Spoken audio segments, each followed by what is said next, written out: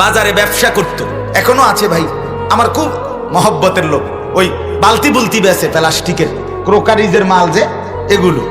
তো একদিন আমারই বলতেছে, হুজুর আমি এই ব্যবসাটা ছেড়ে দেব, আর ব্যবসা করতাম না। এটা কিসে কাছাকাছি আমার লগে ৬-৭টা দোকান দিছে আমার ফাট্টাফাট্টি করে, এই দোকানে বালতির দোকান, মানে সবে মিললে বালতি বেছে। এখন আমি বুঝছি যে তারা সব এক লগে দোকান দিছে, আমার আগের মতো কাস্টমার নাই, বেচা কিনা নাই, কামাই নাই, আমি ব্যবসায়ীটা বন্ধ করে দিই।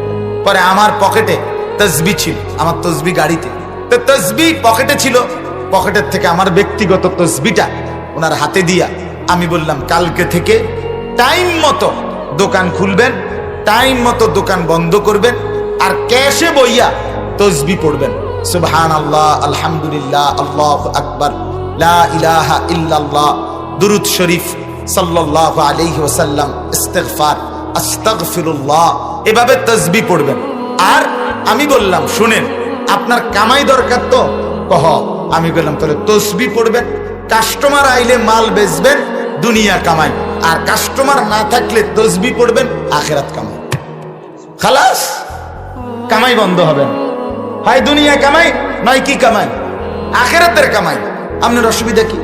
তাইলে কামাই তো চলছে। বেচারা আমার এই বস 6-7 মাস পরে একদিন হাসি মুখে বলতেছে, হুজুর তসবিও চলছে, বেচা কিনা ধুমসে চলছে।